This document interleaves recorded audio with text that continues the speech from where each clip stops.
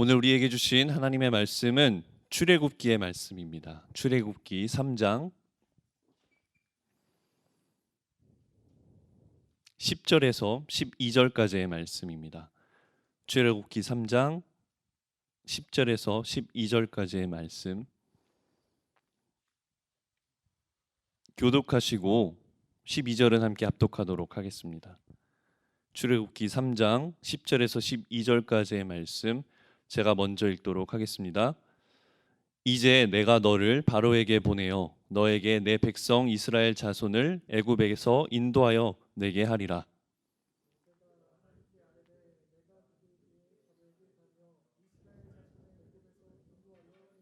함께요.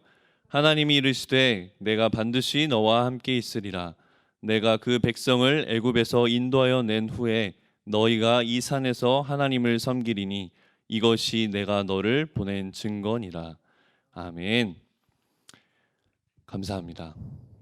은혜로운 찬양 감사하고 항상 제가 스티그마 이제 올해 처음 이제 섬기게 되는데 올 때마다 이제 은혜를 받고 있고요. 오늘 이 귀한 강단에 서서 말씀을 전할 수 있게 돼서 참 크신 하나님의 은혜다라고 생각을 하게 됩니다. 제가 말씀을 항상 준비하게 되면요, 제가 서게 되는 이 예배당과 또 이 강단의 분위기를 항상 생각하면서 그렇게 기도를 하고 준비를 하게 되거든요. 근데 제가 항상 이 장소에 오게 되니까 그려지지 않습니까? 이 분위기가 카메라가 서 있고 우리 선생님과 전도사님 또 스태프분들이 이렇게 서 있는 계시는 이 장소가 생각이 나면서 제가 이렇게 기도를 하는데 이번에 말씀을 준비하면서 기도할 때는 뜨거운 분위기가 참 생각이 나더라고요. 뭐 매번 그랬지만 우리 스티그마를 생각할 때 항상 그랬던 것 같습니다. 저희가 이 스태프님들하고도 항상 나눔을 하는데 선생님들의 열정도 대단하시고요. 우리 부장님과 또 여러 선생님들 참 스티그마에 대한 열정도 대단하십니다. 이번에 말씀을 준비하면서 기도할 때 뜨거운 마음으로 찬양하면서 기도하는 친구들의 모습이 많이 떠올랐다라는 것이죠. 우리가 함께 모여서 이렇게 막 찬양하고 기도할 수는 없지만 어떤 그 친구들, 우리 중고등부 친구들의 갈급함, 또 함께 모여서 예배하고 싶지만 함께 모여서 예배하지 못하는, 찬양하지 못하는 그 안타까움, 이런 것들이 많이 느껴지면서 제가 말씀을 준비했던 것 같습니다. 우리 스티그마 이 자리가 우리 사랑하는 중고등부 친구들에게 영적 부흥의 시작의 자리가 될 줄로 믿습니다. 또 이곳에 모이지 못할지라도 우리가 그 갈급한 영혼들을 또 중고등부 친구들을 위해서 그 마르지 않는 샘물을, 찬양의 샘물을, 말씀의 샘물을 잘 갈고 닦는 그런 예배 자리가 되게 되어야 될 줄로 믿습니다. 저는 지금 고1 부서를 담당하고 있는데요. 그러니까 이 중고등부로 치면 딱 중간쯤 되지 않습니까? 이제 막 중등부를 마치고 고등부로 올라오는 친구들, 그 친구들을 이제 담당하고 있는데 이 친구들이 요즘 많이 힘든가 봐요.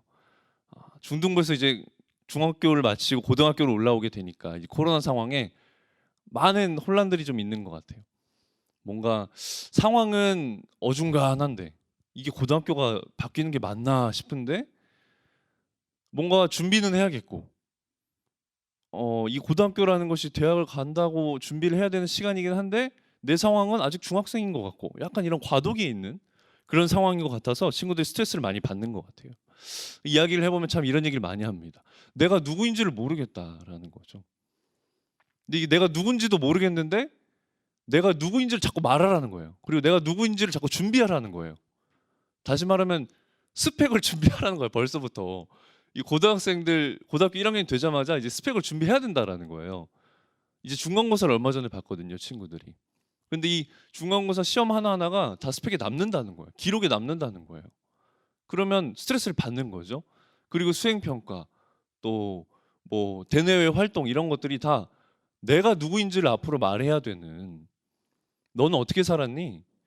너는 누구냐? 이런 거에 대해서 내가 앞으로 답을 하면서 살아야 되는 그런 스트레스를 받으면서 벌써 살고 있다라는 것이죠. 여기 많은 청년 선생님들이 계시지만 이 청년 선생님들도 아마 동일한 스트레스를 받으며 살아가지 않을까. 저도 그렇고요. 옛날에는 이게 청년들의 고민이었는데 이제 점점 내려가는 것 같아요. 중고등부 친구들도 야, 내가 누구여야 하는가? 또 내가 누구인가에 대한 스트레스를 많이 받고 살아가는 것 같습니다. 그런 스트레스를 받는 가운데 내 자신을 보면 모르겠고 막막하고 또 앞으로 내가 해야 되는 일들은 두렵고 그런 상황들 가운데 놓여 있다라는 것이죠. 오늘 우리가 함께 읽은 본문의 모세도 그런 경험을 했던 것 같습니다. 위로가 되죠. 모세도 이런 질문을 했습니다. 하나님 앞에 내가 누구입니까, 주님? 도대체 내가 누구이기에 이런 일들을 할 수 있는 것입니까? 이런 질문을 했다라는 것이죠. 모세가 먼저 하나님을 만난 좀 사건을 한번 얘기해 보면 좋을 것 같아요.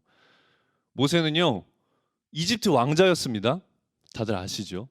이집트 왕자로 잘 살고 있었어요. 그런데 사건이 하나 일어나죠. 자기 동족인 이제 히브리 사람을 애굽 사람이 치는 이제 장면을 목격한 거예요. 그러니까 그 이집트 왕자였던 모세가 그 애굽 사람을 쳐서 죽이게 됩니다.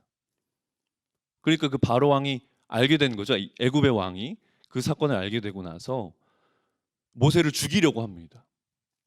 그러니까 이제 모세가 바로 왕을 피해서 애굽 사람의 왕과 애굽 군대를 피해서 도망을 가기 시작하는 거예요.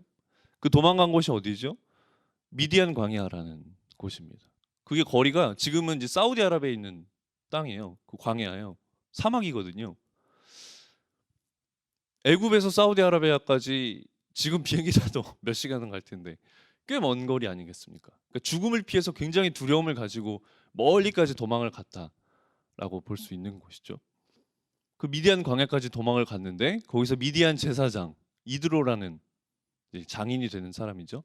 그 이드로라는 사람을 만나고 또 그의 자녀, 딸 십보라를 아내로 맞으면서 그곳에서 이제 정착을 하고 40년을 살게 되는 거예요. 그 미디안 광야에서 목자로 이제 40년을 살게 되는 것입니다. 그 가운데 오늘 하나님을 만나는 거거든요. 근데 만나는 경위가 참 은혜가 됩니다. 생각해 보세요, 여러분. 이제 패배자로 어떻게 보면 뭘 잘못해서 패배자가 아니라 두려운 마음을 가지고 그냥 내가 정말 어디 갈 데가 없어가지고 사막 한가운데까지 와가지고 만난 사람들과 40년을 살게 된 거잖아요. 양을 치면서 사는 거 아니겠습니까? 그러면 뭐 양을 치는 사막에서 양 치는 게 뭐 특별한 일이 있겠어요? 늘 하던 거 반복하고 늘 하던 일 하고 그러면 약간 뭐 쉽게 말해서 소망이 있겠습니까? 40년 살았어요. 그럼 이제 80세가 된 거예요. 40세 그 땅에 와서 80세까지 양을 치는데 소망 있는 삶을 살았을까? 그런 생각을 하게 돼요. 반복하는 삶. 늘 갔던 목초지 늘 한 바퀴 돌고 또 양을 먹이고 양을 치는 일들을 하면서 40년을 지냈다. 그런 모세의 삶의 자리에 하나님이 찾아와 주시는 것이죠. 저는 그게 참 은혜가 되더라고요. 저와 여러분의 삶의 자리, 그 반복되는 삶의 자리에도 하나님이 찾아와 주시는 줄로 믿습니다. 방황하고 있는 내가 이 삶 이렇게 사는 것이 맞는가? 늘 반복적으로 이렇게 살고 있는 이 삶이 맞는가? 라고 고민하고 있는 그 삶의 자리에 하나님이 직접 찾아와 주신다는 것이죠. 찾아와 주셔서 뭐라고 하신 줄 아세요? 오늘 3장 읽진 않았습니다만 3장 4절에 이렇게 말씀하시죠. 내가 선 곳은 거룩한 땅이다. 이렇게도 말씀해 주시는 거예요. 내가 잘 알잖아요. 40년 동안 양을 쳤던 땅이잖아요. 그럼 내가 모르겠습니까? 이거 보면요. 3절을 보면요. 그 모세가 이렇게 얘기해요. 그 불타는 떨기나무로 이제 하나님이 오시잖아요. 그 불타는 떨기나무를 보고 가다가 돌이켜서 다시 봐요. 3절에 보면 이렇게 써 있습니다. 모세가 이르되 내가 돌이켜 가서 이 큰 광경을 보리라. 떨기나무가 어찌하여 타지 아니하는고 하니. 그러니까 늘 봤던 나무였다라는 것이죠. 그러니까 무심코 지나쳤는데 저 나무가 그렇지 않았는데 하고 다시 돌이켜 가서 봤다라는 거예요. 그러니까 이 반복적인 일상의 삶의 자리였다라는 것을 알려주는 것이 바로 이 돌이켜 가서 다시 봤다라는 것을 통해서 알 수 있다라는 겁니다. 그 자리에 하나님께서 오셨다. 그리고 그 삶의 자리를 거룩하다고 말씀해 주셨다라는 것이죠. 하나님께서 너 거기 더러우니까 너 거기 네가 있는 40년 동안 소망 없이 살았던 그곳이 아무것도 아니니까 일로 나와. 깨끗한 곳으로 나와. 여기서 만나자. 이렇게 말씀하지 않으셨다라는 겁니다. 네가 있는 그곳, 네가 40년 동안 양쳤던 그곳이 거룩한 땅이니까 거기서 신을 벗어라. 라고 말씀해 주셨다라는 것이죠. 모세가 그곳에서 신을 벗습니다. 내가 늘 있었던 그곳, 내가 늘 반복하면서 살았던 그 땅에서 거룩함을 입고 신을 벗는 것이죠. 그때부터 모세와 하나님의 역사가 시작이 되는 겁니다. 그때 이제 하나님께서 모세에게 뭐라고 말씀을 해주십니까? 오늘 읽은 본문이죠. 10절에 보면 이렇게 나옵니다. 내가 너를 바로에게 보내겠다. 너에게 내 백성 이스라엘 자손을 애굽에서 인도하여 내게 하겠다. 라는 큰 사명을 맡겨주시는 것입니다. 여러분 상상이 가세요? 저는 말이 안 되는 것 같아요. 생각해 보세요. 40년 동안 또에게서 죄송합니다만 80세라니까요. 80세. 할아버지예요. 저는 80세 동안 뭘 했을까요? 양만 쳤습니다.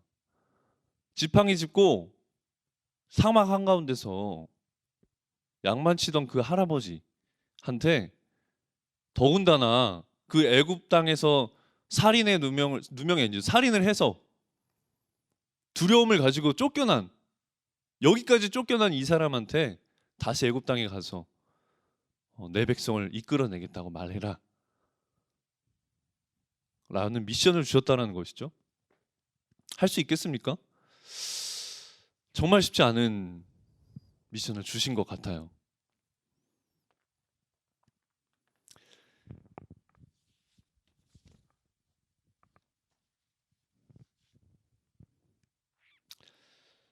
그러니까 이제 모세가 뭐라고 말씀을 합니까? 하나님 앞에 이런 질문을 하게 되는 겁니다. 하나님, 내가 누구이기에 바로왕 앞에 갑니까? 내가 누구이기에 이스라엘 백성을 이끌어낼 수 있습니까? 막막한 거죠.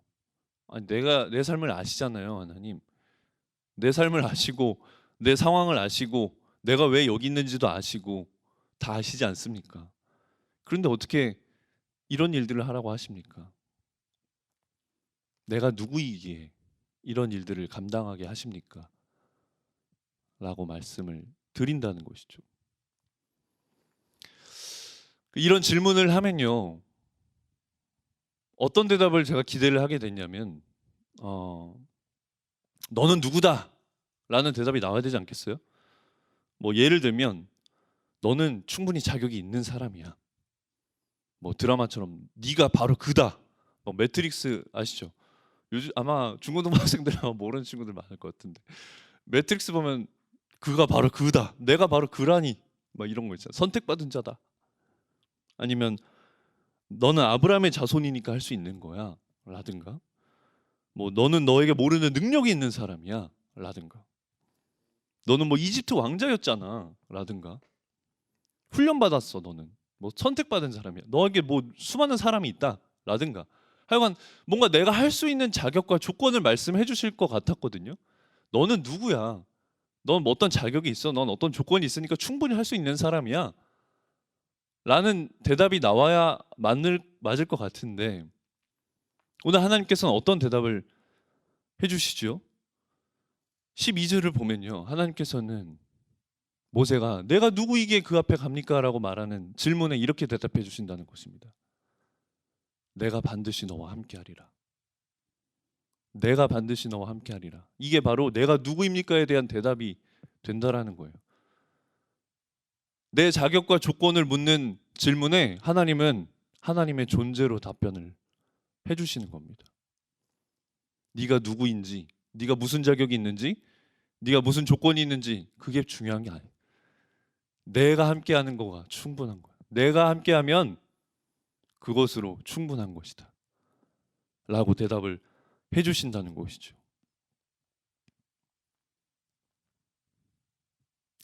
이때부터 모세의 정체성이 확 바뀌는 거예요. 낡은 지팡이든 목동 모세가요, 하나님이 함께 하시는 사람 모세로 완전 정체성이 바뀌는 거예요. 40년 동안 목동이었던 모세가 하나님이 함께 하시는 사람, 그걸로 바뀌는 거예요. 겉모습은 바뀐 게 하나도 없습니다. 자격과 조건 바뀐 거 하나도 없어요. 옷이 바뀌었나요? 지팡이가 바뀌었나요? 지팡이가 뭐 특수한 지팡이로 바뀌었나요? 무슨 아이언맨 같은 지팡이로 바뀌었습니까? 그렇지 않아요. 모세가 갑자기 그 다음부터 대학원을 들어갔나요? 박사학위를 땄나요? 그렇지 않아요. 헬스장을 다녔습니까? 그렇지 않아요. 갑자기 그때부터 몸을 키우기 시작했다. 그렇지 않습니다. 바로왕 앞에 가기 위해서 몸을 키우기 시작했노라. 이런 말이 없어요. 달라진 거 딱 하나 뭐예요? 하나님이 함께 하셨다. 그거 하나밖에 달라진 게 없는 겁니다. 모세의 정체성이 하나님이 함께 하시는 사람으로 바뀌고 나니까 모세가 한 일들을 보세요. 바로왕 앞에 섰습니다. 80 먹은 목동 노인 모세가 하나님 앞에 섰죠. 그리고 뭐 다 말씀드리기 어렵습니다만 그 백성들을 이끌어냈죠. 홍해를 건넜습니다. 할아버지를 통해서 하신 일이에요. 그리고 40년 광야를 또 지났어요. 그리고 그 백성들이 가나안 땅에 들어가는 일까지. 40년 동안 양만 치던 그 목동을 통해서 그 모세를 통해서 하신 일이에요. 다시 한번 하나님이 함께 하심으로 그거 하나밖에 달라진 것이 없는데 이 수많은 일, 이 위대한 일들을 이루셨다라는 것입니다. 저와 여러분에게도 하나님이 함께 하심으로 이 큰 일들이 일어나기를 축복합니다. 세상은 우리에게 자격과 조건을 묻죠. 여러분 생각해 보세요. 내가 누구인지를 묻는 것은 너무나도 많습니다. 이력서를 써내라. 어디만 가도 이력서 써내라고 하지 않아요? 선생님들? 뭐 알바를 구하더라도 취업을 하더라도 학교를 가더라도 네가 누구인지 한번 써봐라. 세상은 우리에게 자격과 조건을 물어요. 네가 누군지 한번 써봐라 라는 것이죠. 그리고 그게 전부라고 얘기합니다. 그리고 그게 부족하면 넌 부족한 사람. 그리고 그거 실수하면 망한 인생인 것처럼 얘기한다는 것이죠. 그러나 하나님은 뭐라고 말씀하세요? 내가 반드시 너와 함께하리라. 그거 하나면 충분한 거야. 네가 어떤 사람인지, 네가 어떤 자격을 가졌는지, 네가 어떤 조건을 가졌는지 그거 중요한 거 아니다. 모세가 내가 누구이기에 바로왕 앞에 갑니까? 라고 물었을 때는 어떤 마음이었겠어요?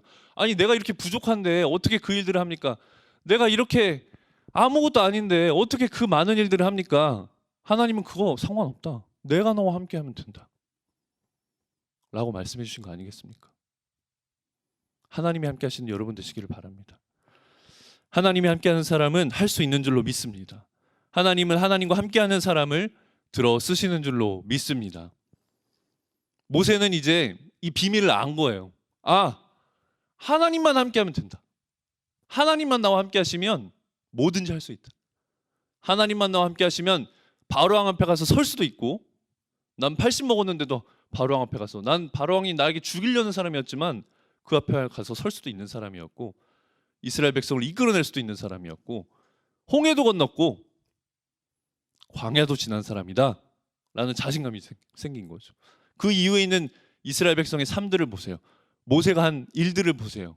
신명기 8장을 보면요, 제가 한 가지만 소개를 해드리면, 이제 광야 생활을 마치고 가나안 땅으로, 이제 약속의 땅으로 들어가기 직전에 있는 이스라엘 백성들을 모세가 딱 모아요. 다 모아요. 그리고 모세가 이제 한마디를 하는 겁니다. 약간 유언처럼 하는 말이죠. 그러면 어떤 말을 해야 될까? 아마 엄청 고민을 할 거예요. 유언은 진짜 중요한 말이 되잖아요. 내가 인생에 남기는 말이 되고 또 상황이 굉장히 중요하지 않습니까? 가나안 땅에 들어간다라는 것은 그 가나안 땅에는 그 이스라엘 족속보다 훨씬 더 강한 7 족속이 살고 있었단 말이에요. 그러면 자, 우리가 이제 약속의 땅에 들어갈 건데 군사 전략을 좀 싼다든가 좀 군사 훈련을 한다든가 뭐 이런 게 필요할 수 있을 것 같아요. 저 같으면 야, 앞으로 우리가 들어갈 때 하나님께 이런 지혜를 얻지 않았냐? 그러면 자, 누구누구 지파는 좀 일로 가고 뭐 이런 전략도 조금 나와야 될 것 같아요. 조금은 그래도 그런 게 없어요. 모세가 한 말은 뭔지 아세요? 이스라엘 백성 다 모아요. 한 자리에 모아서 여호와를 잊지 말아라. 너희 앞으로 살아갈 때, 너희 앞으로 가나안 땅에 들어갈 텐데, 가나안 땅에 들어가든 어디로 가든지 여호와를 잊지 말아라. 그거 한 가지만 이야기하는 겁니다. 하나님이 함께 하시면 너희 승리한다. 하나님 함께 하시면 너희 죽지 않는다. 모세는 그거 한 가지만 이스라엘 백성에게 이야기를 하고 강조를 하는 거예요. 모세는 알고 있기 때문이죠. 하나님을 의지하는 것이, 오직 하나님과 동행하는 것이 가장 능력 있다라는 것을 알고 있고 체험했기 때문입니다. 그리고 정말 어떻게 됐죠? 이스라엘 백성은 뭐 훈련하고 전략 이런 거 짜지 않고요. 가나안 땅으로 나아갔습니다. 그리고 이스라엘은 가나안 땅을 차지했습니다. 그러니까 이스라엘이 지금까지도 참 미련하다 싶을 정도로 그 율법 매달고 그 작은 나라지만 우리가 가장 강한 백성이다라는 자부심을 가지고 살고 있는 거 아니겠습니까? 우리는 하나님의 백성이다.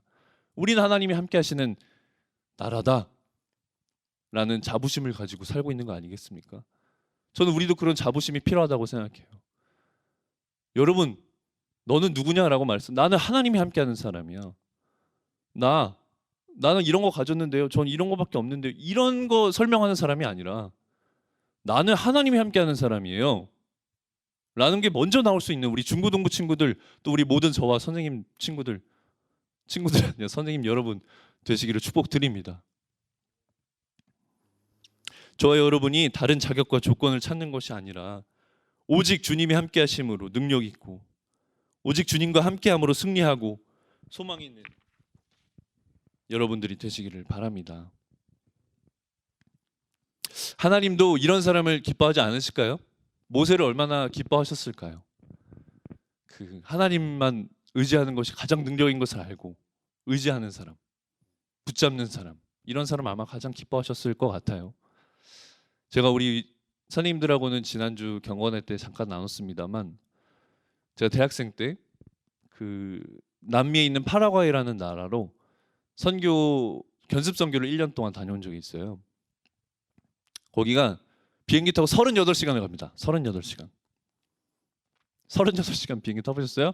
물론 중간중간 이제 그 갈아타는 시간들이 있죠. 근데 막 혼자 가니까 비행기 놓칠까봐 막 게이트 앞에서 막 가방 끌어안고 막 승무원이 깨워주고 막 이랬어요. 왜냐면 누가 깨워줄 사람이 없잖아요. 그렇게 안 하면 비행기 놓치면 어떡할 거예요? 제가 거기서 돈도 없는데. 막 그런 경험들 하면서 파라과이까지 갔어요. 파라과이까지. 우리나라에서 여기서 땅을 뚫고 내려가면 어딜까요? 지구 반대편으로 나오면. 혹시 아시는 분 계세요? 이걸 대척점이라고 하잖아요. 우루과이 어디쯤이 나온대요? 뭐 아르헨티나, 우루과이? 그 바로 옆이 파라과이라는 나라거든요. 그러니까 진짜 지구 반대편으로 간 거죠. 멀어요. 근데 그 땅에 갔는데 그 친구들한테 그 태권도를 좀 가르쳐 주라라는 이제 선교사님의 미션이 있었습니다. 그래서 초등학교 1학년부터 중학교까지 태권도 수업을 했어요. 이 친구들이 이제 말을 좀 잘 들어주면 좋은데 이제 초등학교 저학년이 될수록 말을 참 안 듣는 거죠. 그래서 태권도는 몸을 다 풀고 줄을 서야지 발차기도 한 명씩 하고 그럴 거 아니겠습니까? 줄을 좀 서라 얘들아, 줄 좀 서주라 막 부탁을 해도 막 안 해요. 왜냐하면 그 나라에는 좀 이제 가난한 지역이었기 때문에 매트를 막 이렇게 넓게 깔아놓으면 신이 나는 거예요. 이렇게 넓게 매트가 깔려 있는 지역이 잘 없어서 체육관이 들어오면 막 뛰기 바빠요. 놀러 다니기 바쁘고 막 친구들하고 엉기고 막 장난치기 바쁜 거죠. 그럼 막 줄을 세우기가 정말 힘듭니다. 그래서 줄을 서라 얘들아 줄 좀 서라 하면은 자기네끼리 놀다가 막 저한테 달려와가지고 막 바지가랑이를 붙잡고 막 앵기고 난리가 나요. 막 웃으면서 막 놀자는 거지. 이제 태권도 하지 말고 그냥 놀자는 거죠. 막 앵겨서. 그럼 막 얘들아 줄을 서야지. 그러면서 한 명 한 명씩 뜯어가지고 넌 여기 서고 넌 여기 서고 넌 저기 서 이렇게 줄을 쫙 서줍니다. 근데 제가 기억나는 건 이제 초등학교 1학년이 이제 그런 식으로 했던 거예요. 나머지는 그래도 좀 말을 들어요. 근데 초등학교 1학년은 제가 일일이 세워줘야 되는 거예요. 근데 제가 제일 좋아했던 수업도 초등학교 1학년 수업이었다라는 것이죠. 왜 그랬을까요? 얘네가 줄을 잘 서진 못해요. 줄을 멋있게 잘 쓰진 못해요. 얘들아 줄 서자 하면은 촥 서진 못하거든요. 근데 제가 줄 서자 하면 막 저한테 뛰어 들어오는 거예요. 막 저한테 뛰어와서 바지가랑이 붙잡고 막 매달리고 팔에 매달리고 다리에 매달리고 웃으면서 앵기고 막 자기네끼리 앵기다 넘어져서 울고 이러는 모습이 너무 예쁜 거예요. 그게 더 예뻐. 줄 잘 서는 5학년보다 걔네 솔직히 미워. 5학년 없죠 여기.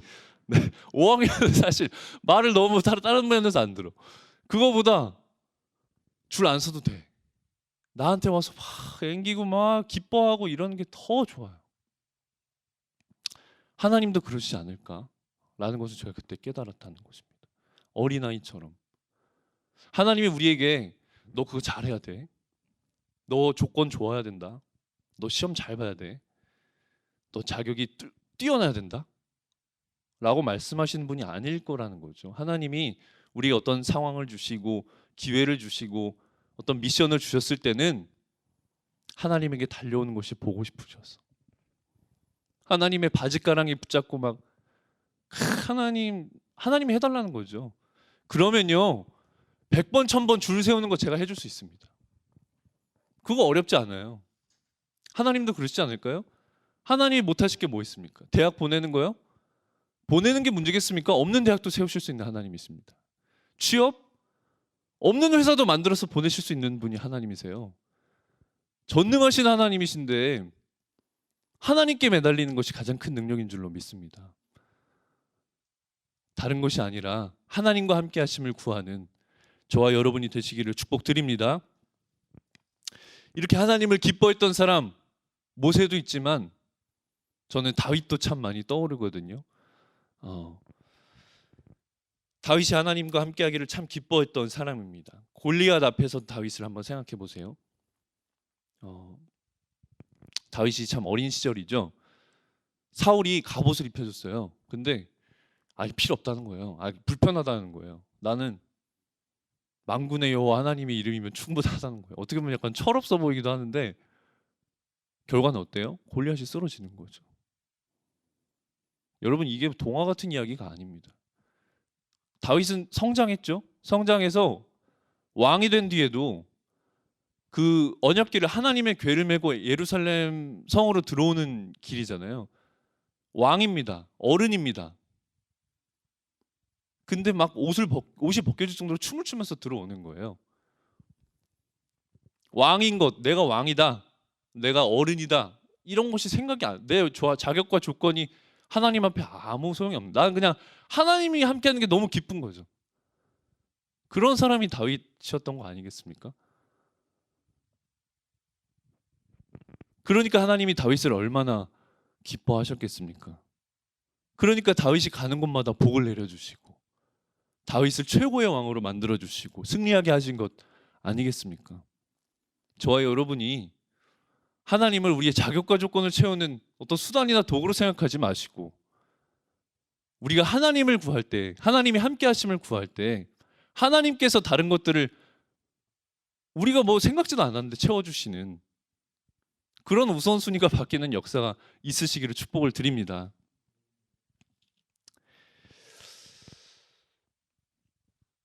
세계 2차 대전 당시에요. 독일 나치군이 유대인 600만 명을 학살하는 끔찍한 일들이 벌어졌었죠. 그 유럽 곳곳에 세워진 유대인 포로 수용소에서 그런 끔찍한 일들이 상상할 수 없는 다양한 방법들로 이제 자행이 되었었는데 그 포로 수용소에서 살아남은 사람들이 있었습니다. 그 살아남은 사람들이 쓴 책이 생존자라는 책으로 나와 있는데 그 책에 보면 이런 말들이 나와 있는 거예요.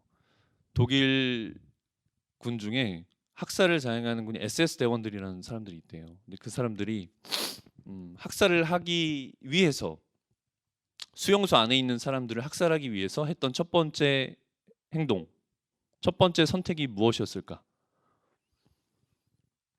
그러니까 수용소 안에는 수많은 사람들이 그 사람들이 뭐 인권을 생각했겠습니까? 그 좁은 수용소 안에 막 수십 명이 같이 들어가서 정말 부족한 생활을 했겠죠. 그 가운데 첫 번째 이제 학살을 위해서 했던 행동이 뭐였냐면 그 수용소의 화장실을 없애는 일이었다라는 것입니다. 좀 의외죠?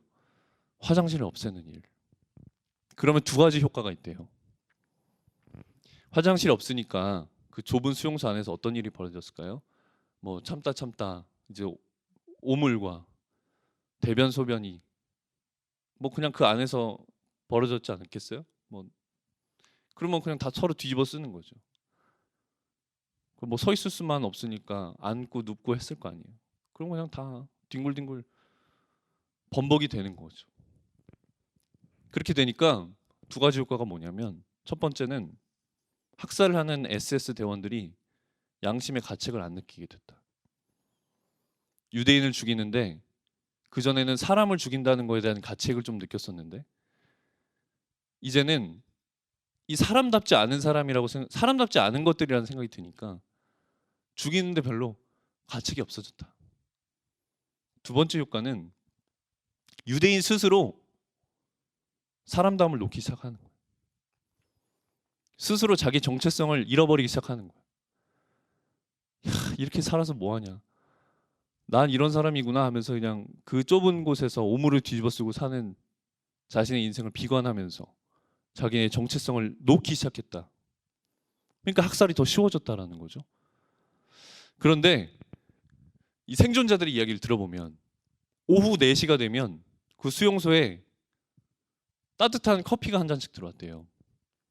근데 말이 커피지 이게 사실상 꾸정물이나 다름없었대요. 근데 그래도 커피였다는 거예요.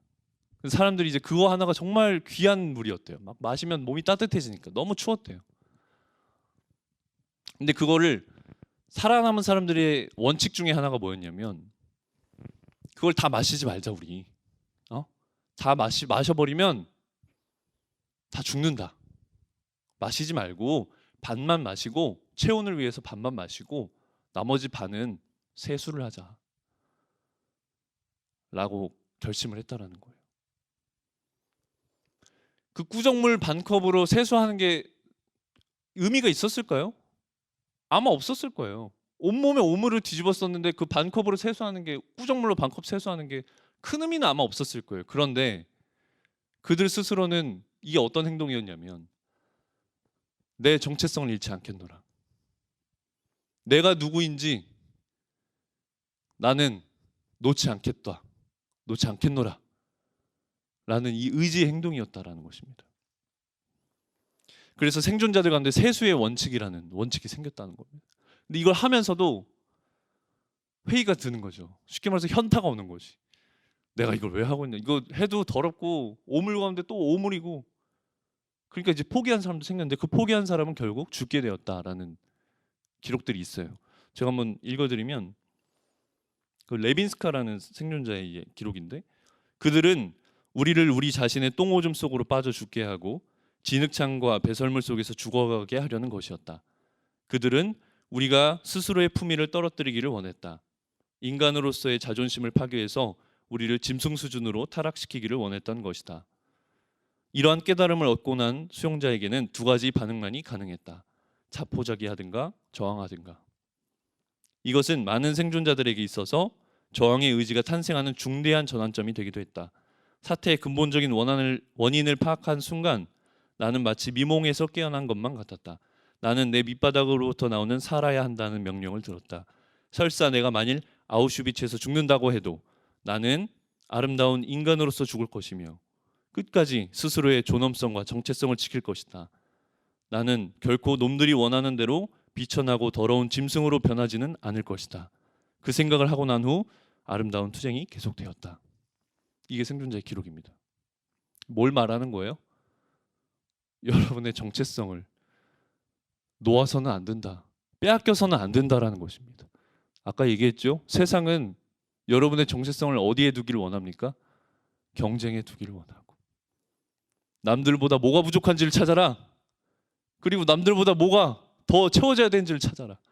자격과 조건과 그런 것들이 너야. 그 부족함이 너야. 그러니까 그 부족함을 채워. 세상의 정체성은 그것입니다. 그러나 하나님이 말씀하시는 여러분의 정체성은 뭐예요? 상관없어. 내가 반드시 너와 함께 하겠다. 그게 저와 여러분의 정체성인 줄로 믿습니다. 그거면 충분한 정체성이 저와 여러분의 정체성인 줄로 믿습니다. 모세를 보세요. 다윗을 보세요. 아니 성경 수많은 사람들 인물들을 보세요. 성경이 얘기하는 것이 뭐예요? 오직 주님. 우리 교회가 하는 말이 뭐예요? 목사님 하시는 말씀이 뭐예요? 오직 주님 함께 하시면 충분하다. 우리 성도들이 믿는 바가 뭡니까? 오직 주님 함께 하시면 충분하다. 우리는 그것으로 살아가는 사람들인 줄로 믿습니다. 우리 정체성은 오직 주님이 함께 하시는 사람인 것입니다. 내가 누구인지를 잃어버리면 여러분 전부를 잃어버리는 거예요. 누군가 너는 누구냐 물었을 때 여러분의 가장 먼저 된 고백이, 또 여러분의 가장 능력 있고 힘 있는 고백이 나는 하나님이 함께하는 사람입니다. 나는 하나님을 사랑하는 사람입니다. 전능하신 하나님이 나와 함께합니다 라고 고백할 수 있는 저와 여러분이 되시기를 축복드립니다. 함께 찬양하겠습니다. 찬양할 때 우리 고백이 되었으면 좋겠어요. 우리의 모든 것을 주님 앞에 드리고 주님 나와 함께하여 주시옵소서. 모세가 그랬던 것처럼요.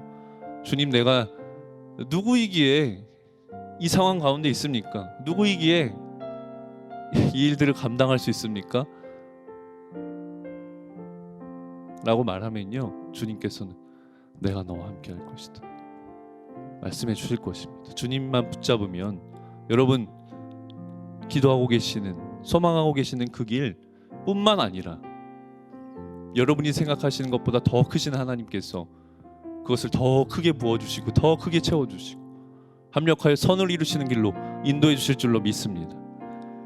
오늘 이 찬양과 또 기도하는 시간을 통해서 함께 하시는 하나님을 구하시기를 축복합니다. 함께 더 원합니다. 찬양하기를 원합니다. 예수 사랑합니다. 예수 사랑합니다. 사랑합니다. 온 마음 다하여 오직 주님 한 분만 간절히 더 원합니다. 예수 사랑합니다. 예수 사랑합니다. 사랑합니다. 온 마음 다하여 오직 주님 한 분만 간절히 더 원합니다. 넘쳐나네 넘쳐나네 넘쳐나네 주를 향한 내 속에 갈망이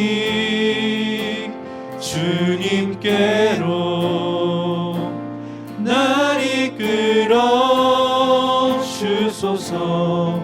주님을 더 원합니. 넘쳐나네 넘쳐나네 넘쳐나네 주를 향한 내 속에 갈망이 주님께로 날 이끌어 주소서. 주님을 더 원합니다. 우리 처음부터 한 번 더 고백하겠습니다. 예수 사랑합니다. 예수 사랑합니다. 사랑합니다. 온 마음 다하여 오직 주님 한 분만 간절히 더 원합니. 넘쳐나네 넘쳐나네 넘쳐나네 주를 향한 내 속에 갈망이 주님께로 날 이끌어 주소서. 주님을 더 원합니다. 넘쳐나네 넘쳐나네 넘쳐나네. 주를 향한 내 속에 갈망이 주님께로 날 이끌어 주소서. 날 이끌어 주소서. 주님을 더 원함. 넘쳐나네. 한 번 더 고백하겠습니다. 넘쳐나네 넘쳐나네. 주를 향한 내 속에 갈망이 주님께로 날 이끌어 주소서. 주님을 더 원합니다.